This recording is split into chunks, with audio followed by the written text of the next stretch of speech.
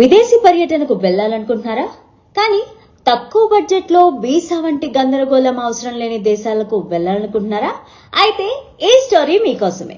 ప్రపంచంలోనే అనేక దేశాలకు భారతీయులకు వీసా అవసరం లేకుండానే తమ దేశాల్లోకి అనుమతిస్తూ ఉంటాయి. అలాంటి దేశాల్లో బెస్ట్ టూరిస్ట్ డెస్టినేషన్లను మీకోసం పరిచయం చేస్తున్నాం. సుమోవా ఇది దక్షిణ పసిఫిక్ మహాసముద్రంలో హవాయి, న్యూజిలాండ్ మధ్య ఉన్న ఒక చిన్న ద్వీపదేశం. ఇది పాలినేషియాలో ఒక చిన్న భాగం. ఇది అనేక చిన్న ద్వీపాలతో పాటు ఉపోలు, సువాయి అనే 2 ప్రధాన ద్వీపాలను కలిగి ఉంది. దీని రాజధాని ఆఫ్యా ఉపోలలో ఉంటుంది.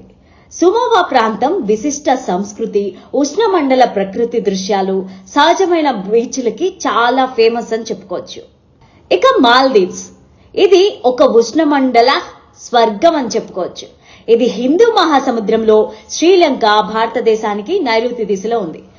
ఇది 26 ఆటోల్స్ ద్వీప సమూహం, 1000కి పైగా పగడపు ద్వీపాలతో ఉంటుంది. వాటి అద్భుతమైన తెల్లని ఇసుక బీచ్లు, క్లిస్టర్ క్లియర్ గా ఉండే వాటర్ సముద్ర జీవులకి పేరుగాంచింది. ఇక ఈ దేశ రాజధాని మాలే.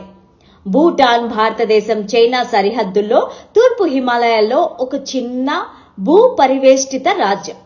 అద్భుతమైన పర్వత ప్రకృతి దృశ్యాలు, సుసంపన్నమైన సాంస్కృతిక వారసత్వం, పర్యావరణ పరిరక్షణ పట్ల దృఢ నిబద్ధతకు ప్రసిద్ధి చెందింది.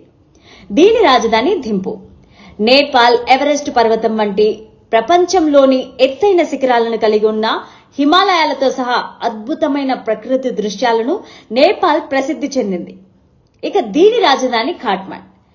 ఇది దేశ సాంస్కృతిక, ఆర్థిక, రాజకీయ కేంద్రంగా వర్క్ చేస్తుంది. బార్బడోస్ తూర్పు కరేబియన్లో ఉన్న ఒక చిన్న ద్వీపదేశం. అద్భుతమైన బీచ్లు, గొప్ప సంస్కృతి వారసత్వం, ఉష్ణమండల వాతావరణానికి ఫేమస్ అని చెప్పుకోవచ్చు.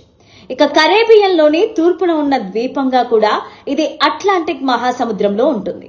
దీని రాజధాని బ్రిడ్జ్ టౌన్.